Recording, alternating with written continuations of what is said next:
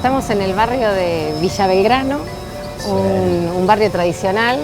Claro. ¿Qué te trae de recuerdo este barrio? Y el primer recuerdo es que nací acá. Nací acá cuando se llamaba del Valle Iberlucea y Primera Junta. Mi viejo tenía un taller de niquelados ahí enfrente de lo Bergonzi. Y bueno, y aparte, bueno, mucha gente conocida y me fui muy chico de este barrio, pero lo amo, ¿no? Bueno, y estamos en un club que tiene mucha actividad deportiva y cultural hasta el día de hoy. El club tradicional, el Club Rivadavia. ¿Qué te parece? Bueno, entrando a un pasillo en el que deben haber caminado muchos muy importantes. Sí, muchos artistas importantes. Acá estuvo Serrat, José Feliciano, Julio Iglesias, Manolo Galván, Perales, internacionales muchos. Y estuve yo con 15 años tocando acá también. ¿Te estrenaste, te estrenaste sí, en el club? sí, acá he vivido jornadas increíbles. Y es más, la cantidad de gente que ha venido acá, porque eso es lo lindo, si se pudiera recuperar las fotos de la gente bailando, las parejas. Acá me puse de novio con mi primer mujer, la saqué a bailar, o sea, calculá que para mí tiene tantos recuerdos. Ese escenario, cuando no existía, cuando esto era una cancha de básquet. Bueno, los viejos tenemos esas. No, esas cosas Pero lindas tiene para grandes. contarnos a nosotros. ¿Qué te parece? Bueno, te invitamos. ¿Cómo no?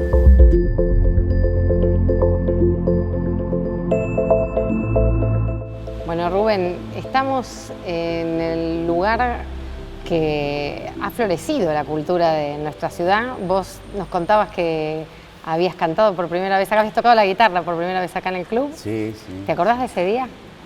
Sí, claro. Tenía 15 años y un grupo que se llamaba Los Teddys, muy famoso en la ciudad, me compraron mi primer guitarra eléctrica, así que jamás me pude olvidar. Además había tocado folclore ya que de los 12 años ya andaba tocando folclore y acá he tocado también a esa edad. Han pasado muchas cosas lindas acá en este club, en mi vida. Bueno, vamos a transitar un poco tu vida. Para eso te vamos a dar para que abras este objeto. Ah, ya, pucha.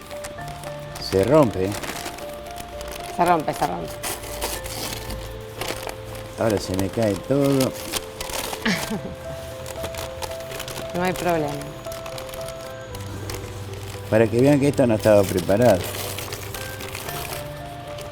Oh, emocionante. Mirá. La cigüeña de mi casa. Esto lo hizo mi viejo en un taller que tenía acá en Primera Junta, donde hoy está el Banco Provincia. Mirá qué hermoso recuerdo. Te ha acompañado toda la vida, ¿no? Siempre, siempre.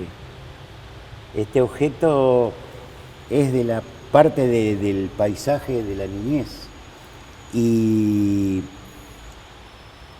había quedado en la casa de mis viejos y un día yo se lo robé a mi hermana, porque entre nosotros nos robamos las cosas, los recuerdos familiares. Y esto cuando lo vi, agarré, se lo robé. Y hablando de tu familia, contanos, ¿ha tenido influencia tu familia en la música, en los comienzos, en esa infancia? Sí, sí. En la familia de mi madre, que eran los Nastasi, había músicos de calidades diversas, pero desde chico en la casa de la abuela había piano, acordeón, bandoneón, violín y todo eso. Pero en realidad la parte nodal del asunto de mi carrera está en mis viejos. Mi viejo era un músico que no tocaba ningún instrumento, pero tenía un oído fabuloso y muy conocedor de música clásica. Y mi vieja también, o sea, melómanos los dos. Entonces ellos me inculcaron que fuera a estudiar el piano. A los 4 años yo ya iba a estudiar el piano. ¿Es un instrumento que lo elegiste porque querías o porque...? No, en esa época se podía estudiar acordeón, bandoneón, guitarra, pero no sé, eligieron el piano. Tenía una profesora cerca, a 3 cuadras de casa, yo era muy chiquito. Y bueno, primero me habrán acompañado y después ya, hasta los 14 años que me recibí de profesor, transité las mismas calles, Pellegrini hasta Primera Junta y una cuadra más allá. Todo el barrio me cuidaba porque yo iba solo, o sea que soy el músico del barrio, digamos. ¿Cuándo tuviste tu primer piano? A los 30 años recién. A los 30 años. Sí, nunca pude tener, en mi casa no pude haber piano. No me lo pudieron comprar. Que eso me favoreció porque lo primero que me compraron fue una guitarra. Entonces trasladé todos mis conocimientos de piano a la guitarra. Y después agarré el bajo y hoy soy poliinstrumentista, que es una cosa bastante rara. Hoy tengo 6 pianos. Hoy tenés 6 Y pianos. claro, como es, y 4 guitarras y 6 bajos, o sea, porque uno va a las carencias infantiles, digamos, trata nunca vendí un instrumento, me quedé con los primeros que tuve, pero el primer piano lo pude tener a los 30 años recién. Sí. Y contame un poco más de tu papá, que me decías que... Sí. Mi viejo era un melómano, era marino, y era lector, muy lector y melómano, y conocía un montón de música clásica. En esa época, en los años, yo soy del 51, antes de eso, la música clásica se escuchaba en un par de radios nada más. Y extrañamente, él silbaba obras completas, yo me acuerdo. Y en mi casa, bueno, era el loco del barrio que ponía la radio a fondo y escuchaba, y se las grababa y las silbaba. Conocía, como uno conoce una canción popular, conocía las canciones, las obras clásicas. Eso hizo de que yo me identificara rápidamente porque en piano se estudian las obras clásicas desde muy chiquitas, se toca Chopin, Mozart, lo mejor se toca. Y mi vieja conocía de música popular un montón. Entre los dos fue mi formación y mi inclinación hacia la música popular y todo eso, ¿no? O sea que todo eso ha influenciado en Siempre tu la infancia. familia fue mi soporte, porque bancar a un artista en la familia es muy difícil. Desde lo conceptual, porque el músico te preguntan de qué trabajás, o sea, no es trabajo lo nuestro, o músico vago, como nos decían en la época de la dictadura los milicos. Músico vago, así, anotaban vago. Entonces eso, si no tenés un soporte familiar fuerte, cuesta mucho ser artista, muchísimo. No hablemos de plata, que ya es otro problema, sino de bancarse, que te digan, ¿y tu hijo por qué no está trabajando? Pero él trabaja. Eso se lo bancó mi familia, mi hermana, después mi esposa, hoy mi pareja. O sea, eso es continuamente, mis hijos. Todos se bancan que uno ser artista tiene un brillo, pero a la vez tiene un lado sombrío para la sociedad en general. Profesor de piano muy joven, 14 años. A los 14 años, sí. ¿Y dabas clases? ¿Diste clases alguna vez? No tenía te piano. Pero cuando agarré la guitarra, a los 15 años ya estaba dando clases de guitarra. Bien, ¿y ibas al conservatorio? No. No, tampoco. Mi educación es muy particular porque siempre trabajé, nunca pude ir 4 horas seguidas a estudiar piano o a estudiar dirección. Siempre tuve profesores particulares, lo cual me favoreció porque pude elegir los mejores. He tenido súper maestros que el maestro particular que te enseña en una semana lo que tal vez aprendes en 5 meses en una institución, porque van a lo medular, en mi caso, ¿no? Pero... ¿Te acordás algunos nombres de esos maestros? Sí, claro. El primero de guitarra fue el maestro Andrés Panetta, que me inculcó el folclore cuyano, el folclore mejor de guitarra, de los mejores guitarristas. Él era muy hincha de un grupo de un conjunto que se llamaba Los Quillahuasi. En Argentina eran los Quillahuasi, los Fronterizos y los Chalchaleros. Extrañamente yo grabé con los 3. Y dirigí a los Quillahuasi, que eran mis ídolos, cuando tenía 24 años.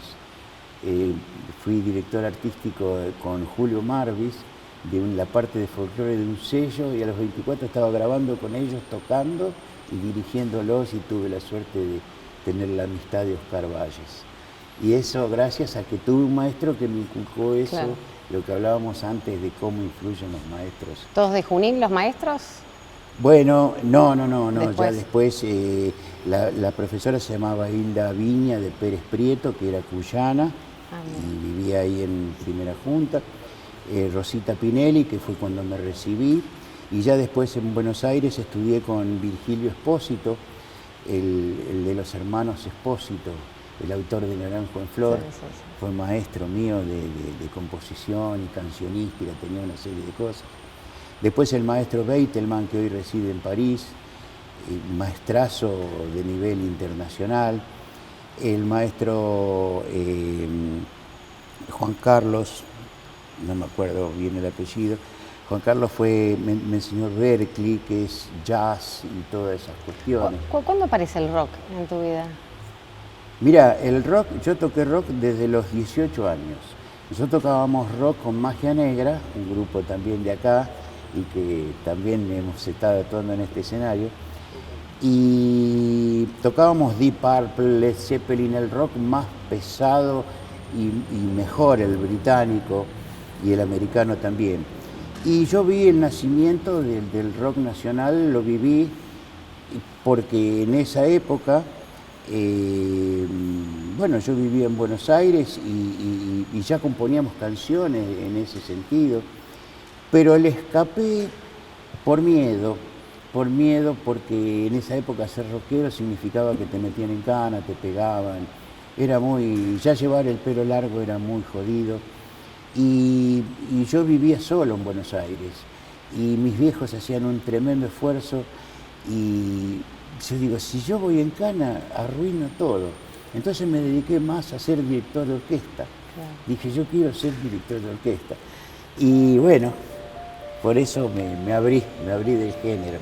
Ya que llegamos a esa época, quiero que abras. A ver. A ver qué más podemos esto me saber. Suena. Vamos a grandes pinceladas y desordenadas, pero bueno. Mira. Tiro acá. A ver si nos contás. Magia Negra. Vamos a pasear en bicicleta. Chica Ping-Pong, el primer tema de mi autoría. Me encantaría poder escucharlo. Ah, sí. Y si podés acercarte. ¿Lo ponemos? Sí, cómo no. A ver. A ver, para los más jóvenes.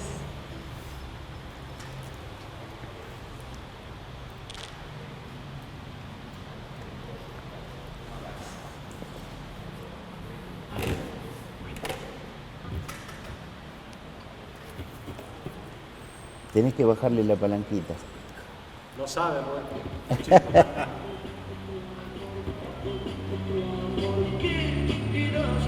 Oh. Ese lo cantamos acá.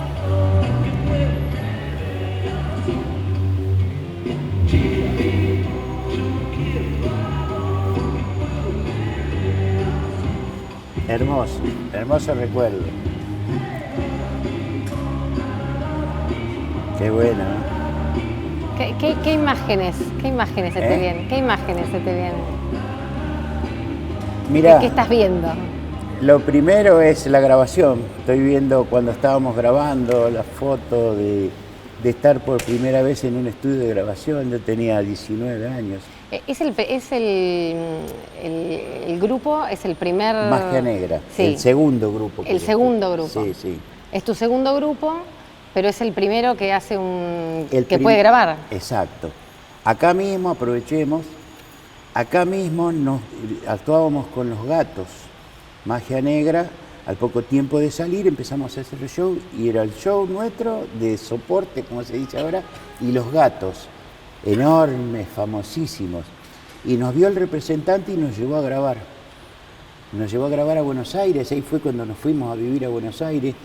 con Armandito Álvarez, Roberto Veros, el Flaco Biondini, que está en Italia viviendo, Bocha Uribe, que fue el anterior tecladista, y grabamos este tema.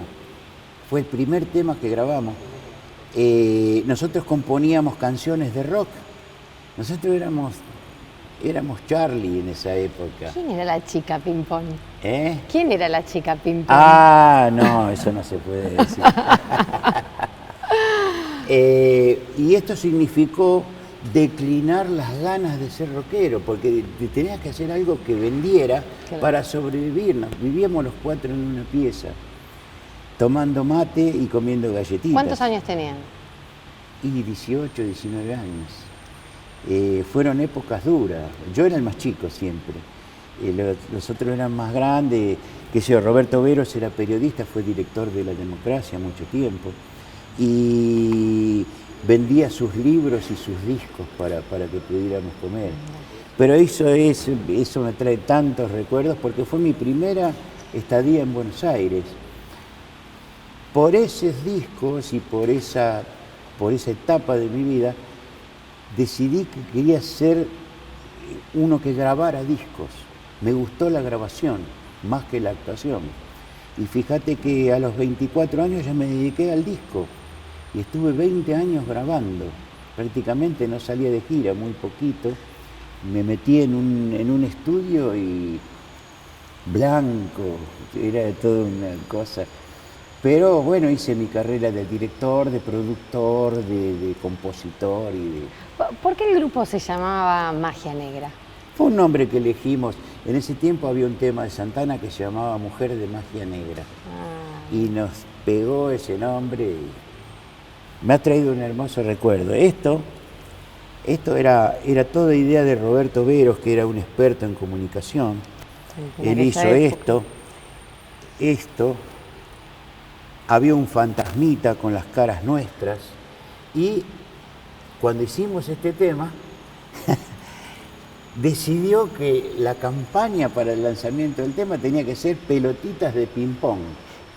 Compramos 5.000 pelotitas de ping-pong, date una idea del volumen. Y él hizo hacer un sello y en una oficina, en Pergamino, porque vivíamos en creativo. Pergamino. Sí, es eso, es un creativo. Entonces, poniéndole el sello, che, pero no pega el sello en las pelotitas, pasémosle una lija, pasémosle el querosén, toda una noche pasándole, nunca sirvió la idea. Entonces tirábamos las pelotitas y era un suceso, tirar pelotitas de arriba del escenario, nos divertíamos mucho y servía para... ¿Cómo era el público que lo seguía en aquella época? Eran jóvenes, más de jóvenes, ¿no? Sí, muy pibes, sí, porque nosotros éramos melenudos, éramos medio hipoides, no te olvides que es la época de los hippies, que para nosotros acá era de otra manera, pero en cierta manera vivíamos en una casa todos juntos, éramos seriotes de andar así, ¿viste? La postura. Conjunto jean, por supuesto, que hasta hoy lo uso. Eso era lo nuestro. Rubén, vos comenzaste a trabajar, me contabas, como productor musical en los 70 más o menos aproximadamente. En el 75. Contanos un poco de esa experiencia y de los artistas también a los que has transformado en la música. Bueno, llegué a eso porque mi vida es una serie de sucesos venturosos que fueron enlazando uno con otro y me llevaron a edades muy increíbles, como tener 24 años, fuera a tocar a Mar del Plata con mi maestro, que yo no conocía, mi maestro Beitelman, Gustavo Beitelman, compositor de la música de los gauchos judíos, por ejemplo, es un gran compositor. Y ahí entré en el gran mundo de los músicos de grabación. Y yo sabía mucho de folclore y me dice, mi maestro dice, mirá, dice, me nombraron director artístico de una grabadora. ¿Querés venir a trabajar conmigo? Yo estaba viviendo en una pensión, fue mi primer... En Buenos Aires. Sí, mi primer trabajo importante, porque trabajé 3 meses seguidos en un teatro, en el teatro más grande de Mar del Plata, no me acuerdo cómo se llama, con Gina María Hidalgo, que era una estrella total, una cantante lírica. Bueno, sí, yo sí, cualquier trabajo era importante. Y él me metió a trabajar día y noche, todos los días, en un estudio de grabación, y en el estudio más importante de Buenos Aires, que es Ion, donde se graba esa serie desde el estudio. En ese estudio vivía yo, vivía día y noche, con los técnicos que hoy aparecen en la televisión, con esos grandes amigos, ¿no? Bueno, el Portu, sí, el Portu y Osvaldo Acedo, que es el dueño. Entonces, de repente me encontré con 24 años trabajando, como te decía, con los Quillahuasi, yo dirigí a Alfredo Citarrosa, por ejemplo, que es una gloria universal. ¿Dirigirlo en qué sentido? Yo me tenía que sentar al lado del técnico, escuchar lo que grababan, ver cómo se grababa y corregirlos con 24 años. O sea que me tuve que poner serio desde muy jovencito, porque vos cuando corregís a un artista tenés que tener algún fundamento. Bueno, mi fundamento era mi conocimiento de ese género, del folclore.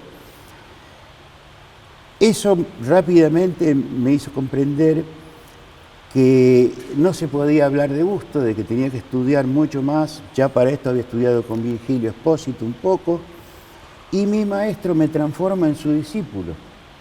Me dice, vos tenés que ser director de orquesta. Yo para esto tocaba bien, me ganaba la vida tocando los 3 instrumentos.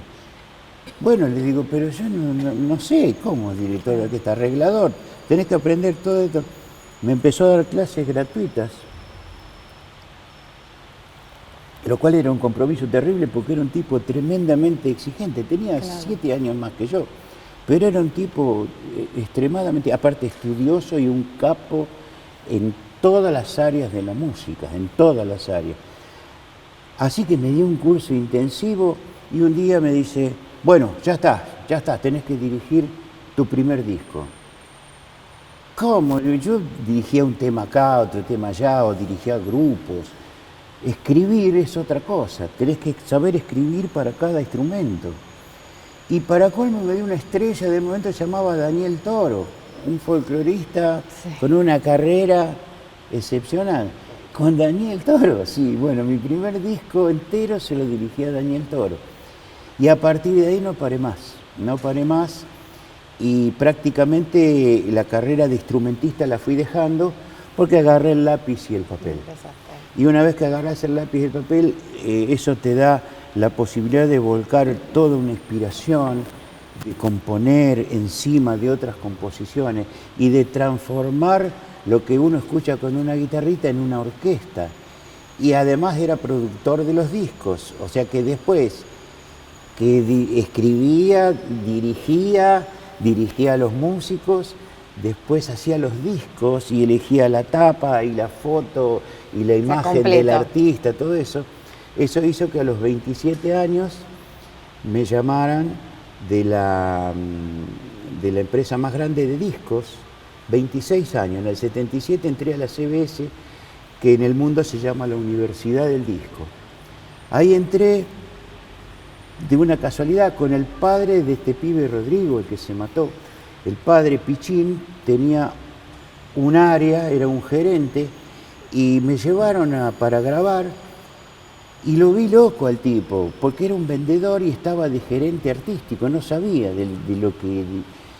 Y le digo, yo soy la persona que vos necesitás. Ah, sí, a ver, a los 10 días estaba trabajando con él, y a los 20 días estábamos lanzando los discos de Rafael Acarrá, que fue el boom, porque recibíamos discos y decíamos, a ver, esto, ¿qué podemos lanzar? Esto.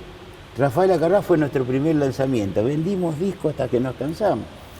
Entonces vi la otra parte, la parte ejecutiva de la industria del disco. Y digo, yo me tengo que meter acá. Me tengo que meter acá, ¿por qué? Porque eso me da la posibilidad de administrar mis grabaciones, mis producciones, de disponer la plata, de defender la plata que quiero ponerle, porque quiero tener a tal músico acá tocando. Y eso me hizo dar unos gustos de armar orquestas gigantes. Y descubrimos a María Marta Serralima, nada menos. Viene un vendedor y dice, che, mira un cassette acá de una gorda que canta en Mar del Plata.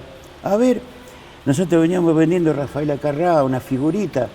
Pero, y che, ¿a quién le va a gustar? La gorda tenía pelos de rulo. Y mirá, canta que da miedo. ¿Qué hacemos? ¿La lanzamos? Dale. Cuando tuvimos que hablar, porque cada producción que vos hacés tenés que ir a hablar con un contador que no tiene la menor idea de lo artístico y explicarle por qué querés gastar tanta plata. En las grabadoras internacionales, cuando vos pones a andar una empresa tan grande, son presupuestos grandísimos porque incluye radio, televisión, spot de cine, o sea, todo lo que sea el lanzamiento, y eso no es barato precisamente, y más para ser una estrella. Entonces, ahí aprendí a ser una estrella. Lo aprendí a los 26 años y vendimos algunos discos, pero se impuso la figura de ella. Al segundo disco ya mejor, y en el tercer disco hicimos una versión en castellano de My Way, de A Mi Manera, y vendimos discos, pero a cansarnos, fueron récords de venta. En ese momento Julio Iglesias y Roberto Carlos eran los que más vendían. Y detrás veníamos nosotros, de una oficinita así, y con dos tipos, éramos Pichín Bueno y yo. ¿Qué época estamos hablando? En el 77. En el 77. Sí. O sea que María Marta Serralima toda su carrera, digo, la ha trabajado con vos. No toda, pero los 10 primeros discos se los hice yo. Que es en realidad por la que, por lo menos en Junín, más te conocemos. Sí, sí. Pero realmente me ha sorprendido porque además de contarme la cocina, de cómo se arma también, ¿no? Todo lo que es la industria de la música. Y bueno, ahí aprendí mecanismos. Cuando yo hablo con un artista, cuando yo le digo que se dedique, que estudie, es porque lo vi desde el lado de mío, yendo a llevar mis temas para que me los graben, claro, y desde el lado de recibir así a gente. Pero también tan joven, estar con no sé, nombres tan importantes. ¿Cómo era para vos eso de ser tan joven y que nombres tan importantes y figuras consagradas como nos nombraste? Mira, siempre fue natural, siempre fue muy natural para mí. Pero, ya te digo, estos eslabones de mi carrera siempre superaban mis capacidades, siempre. Yo viví angustiado porque tenía que superarme cada vez para hacer una cosa más grande y se me aparecían oportunidades más grandes. Nunca dejaron de parecérseme oportunidades increíbles. Y con desafíos, no era que uno lo todo con desafíos tenía... y de conocimiento, porque una cosa es que te animes y otra es tener que estudiar, porque para dirigir una orquesta hay que estudiar, y mucho. Entonces yo repartía mi tiempo entre grabar, para esto en el 79 nació John, mi primer hijo, me casé en el 76, nos casamos,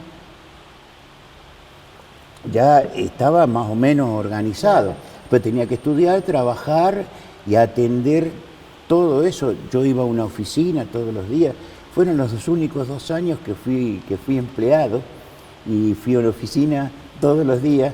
Iba a horarios increíbles porque grababa de 12 de la noche a 6 de la mañana a veces, pero se me hizo natural el tratar con artistas, el escuchar los sueños de otros, porque eran mis sueños. Entonces, compartir eso me dio siempre una facilidad muy grande para estar con ellos. Soy ellos, ¿entendés? O sea, yo sentí eso, porque ellos me incorporaron también. Y si bien... Bueno, es que tu trabajo es hacer que el arte o que lo que están dando se pueda llegar a mucho más, pueda alcanzar, digamos, la perfección, ¿no? Claro, que se plasme hacer además, un trabajo... porque hacer un disco es tomar el talento de ese artista, elegir los temas, en el caso que yo de Sandro, él tenía los temas, pero de 50 se elegían 10. Y no siempre es a lo mejor lo que le gusta al artista también, ¿no? Y no, porque justamente uno aprende, cuando uno es productor o director, es un socio artístico, no es un empleado. Por eso yo dejé la carrera de músico, de ejecutante, porque siempre iba a tener un director. No, yo quise ser el director de todo. Bueno, y siendo tan joven era tremendamente, no pedante, sino, pero agrandado, porque para estar en ese mundo ahí nadie se queda atrás. Bueno, pero también los artistas tenían mucho de voz. Digo, uno cuando ve al artista dice eso lo aporté yo o eso se lo dije. Es que ese es el juego, ese es el juego. ¿Vos qué tenés? Y yo soy famoso, yo me paro delante de 5.000 personas. ¿Y vos qué tenés? Y yo sé dirigir una orquesta, claro, o mezclar un disco, o grabar bien tu voz, que era otra de las cosas que yo aprendí a dirigir a los cantantes, que es el papel de productor también es eso. Cada vez que se graba un disco, está el productor y le dice, no, ahí sigue, de tal manera, según sea el artista. Claro. Y eso es un juego psicológico fascinante. Y yo soy curioso, sigo siendo curioso. Y eso, digo, y aprendí a hacerlo y lo hice toda mi vida, de estar con... ¿Y compartías mucho con los artistas también con los que trabajabas? Porque había que conocerlos. Sí, porque, bueno, podés decirle a un tipo, eso está mal, mal. Tenés que saber cómo decírselo. Y aparte porque son grandes egos, somos grandes egos todos. ¿Y cómo le decía a un tipo que es capaz de decir, ahora canten y cantan todo, o lloren, claro, todo? Tenés que tener cierta psicología que uno lo va aprendiendo, y aparte te haces amigo porque estamos luchando por lo mismo, yendo en el mismo barco.